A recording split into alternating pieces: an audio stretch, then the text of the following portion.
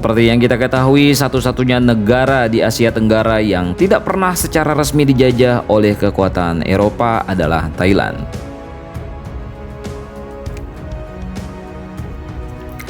Asia Tenggara di abad ke-19 adalah papan catur raksasa bagi Imperium Eropa. Inggris mencaplok Burma dan Malaysia. Prancis menguasai Indochina dan Vietnam, Laos, dan Kamboja. Di tengah kepungan itu ada satu kerajaan yang secara ajaib tetap berdiri tegak dan merdeka. Siam, yang sekarang kita kenal sebagai Thailand. Banyak yang mengatakan bahwa Thailand lolos karena beruntung. Namun kenyataannya jauh lebih rumit dan cerdik dari sekadar keberuntungan. Ini adalah kisah tentang raja-raja yang visioner, pengorbanan wilayah, dan permainan diplomasi tingkat tinggi yang membuat para penjajah saling kunci. Bagaimana mereka melakukannya? Mari kita bongkar rahasianya.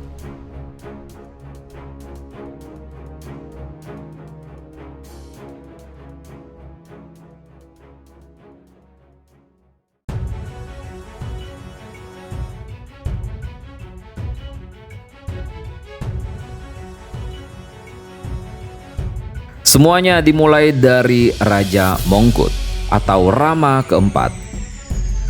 Berbeda dengan penguasa Asia saat itu yang menutup diri, Mongkut adalah seorang intelektual yang mempelajari bahasa Inggris, sains, dan geografi barat. Beliau menyadari satu hal pahit. Jika Siam ingin selamat, mereka harus terlihat beradab di mata Eropa. Mongkut mulai merombak sistem pendidikan dan militer. Ia menunjukkan kepada dunia bahwa Siam bukanlah bangsa primitif yang butuh diselamatkan oleh Eropa. Ia mulai menjalin hubungan diplomatik langsung dengan Ratu Victoria dari Inggris untuk mendapatkan posisi tawar.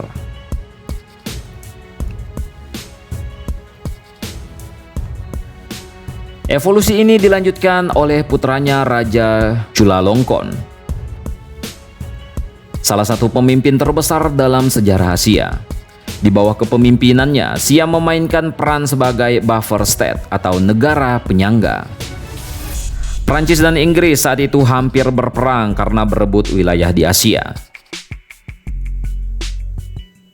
Chulalongkorn dengan cerdik meyakinkan kedua raksasa ini bahwa akan lebih baik jika ada satu wilayah netral di antara mereka daripada mereka harus berbatasan langsung dan terus berkonflik.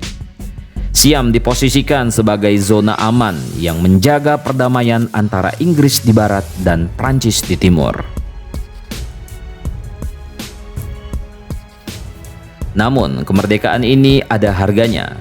Siam harus melakukan apa yang disebut sebagai diplomasi fleksibel. Mereka bersedia menyerahkan wilayah-wilayah pinggiran yang tidak terlalu krusial, seperti sebagian wilayah di Laos, Kamboja, dan utara Malaysia kepada penjajah. Ini adalah strategi memotong anggota tubuh untuk menyelamatkan jantung. Raja-raja Siam sadar lebih baik kehilangan wilayah perbatasan daripada kehilangan kedaulatan seluruh negeri.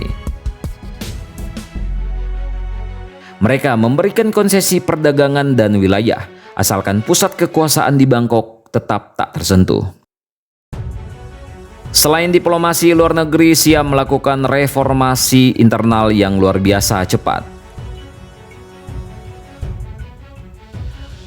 Chulalongkorn menghapuskan perbudakan, membangun kereta api, dan mereformasi birokrasi agar serupa dengan model barat. Saat penjajah datang dan ingin mencari alasan untuk melakukan intervensi, mereka tidak menemukan alasan kemanusiaan karena Siam sudah bergerak maju menuju modernitas.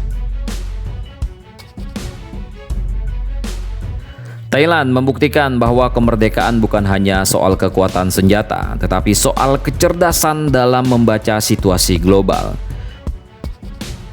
Mereka tidak melawan arus, melainkan berselancar di atas arus perubahan zaman.